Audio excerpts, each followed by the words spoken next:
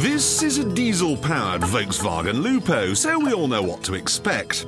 It'll make the sound of the farmyard and accelerate like a dog on a rug.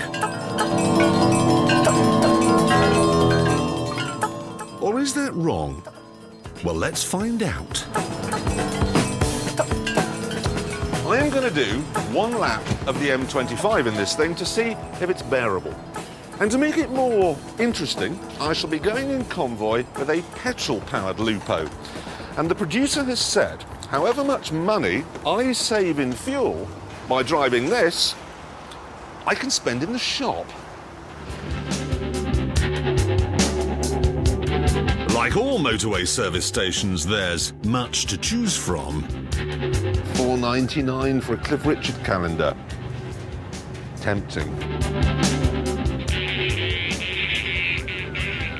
Oh, look at this gold-plated crystal telephone. I mean, who's going around the M25 and thinks, I've suddenly decided I need a pair of trousers? Oh, for God's sake. My video's in the discount bin. $3.99. With both cars full to the brim of fuel, it was time to set off. Rough with the smooth on Top Gear this week, then. A little while ago, I was doing burnouts in a burnt-out city in a Ford GT with 500 million brake horsepower. And now I'm going around the most boring road in the world in a diesel Lupo. Actually, I like the Lupo. I like its mad face and its tininess. Best of all, though, it doesn't feel like a small car. I know it's more expensive than all its rivals and the boot is pathetic, but there's an enormous amount of space up here and a sense of what the Germans call quality. But now for the nitty-gritty. This 1.4-litre diesel version cost £10,200, exactly the same as the 1.4-litre petrol version. They both have power steering, both have stereos, both have alloy wheels. Obviously the petrol version's faster, it'll do 120, whereas the diesel car won't. They've helped it along with a turbo, but it'll barely do 105, and 0 to 60 takes 12 seconds. 0 to 60 in double figures. Well, I didn't know that was still possible. Thing is, though, that in the real world, you never go from 0 to 60, and you never go flat out. What you do is go from 50 to 70 a lot, in fifth. And that's where the diesel engine comes in. No one knows what torque is, but this has 144 of them. 144 torques live under its bonnet. Obviously, you shouldn't listen to those people who say, oh, we can't tell it's a diesel under the bonnet. Sounds just like a petrol, because it doesn't. It sounds like it's been fueled with sandpaper. But, crucially, it's not so noisy that I can't hear Ken Bruce's Popmaster.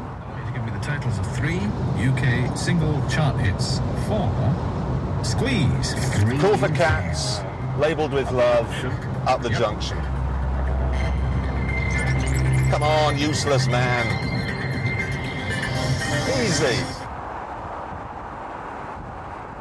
Throw that Popmaster over for another day and now I'm bored.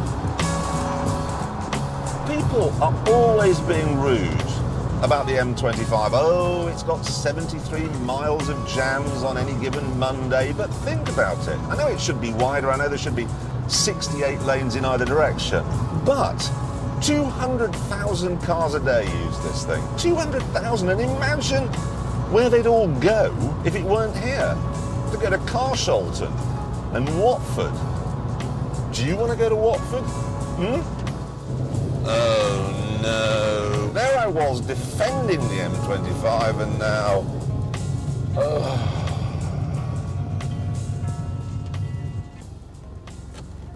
I love people's faces in traffic jams. They always get so miserable. Could be worse. You could be shot in the back of the head by a marksman. But even though the motorway let us down, I have to say the diesel was good to us. Not just bearable, but faster where it matters than the petrol. And because of all those torques, you have to change gear less often, and that makes it more relaxing to drive. I'm in the outside lane of a British motorway doing outside lane of British motorway speeds in my 1.4 diesel city car, and it's fine. I have to say I am impressed. Painfully impressed. And we haven't even got to the business of fuel economy yet. Right, that is now brimmed.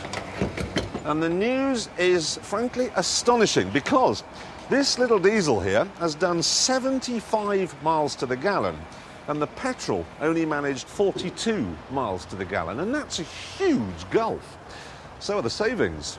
On just one lap of the M25, 119 miles, I've saved £4.29p, which I'm now going to go and spend in the shop. So what do you spend your £4.29 on then? I spent it on a cock. Let's have a look. Look at that. Oh, look. Gold with real crystals. I'll just share that with the nation. Do you know what? That is so awful that if that had been me, I think I'd have had your video and kept the change.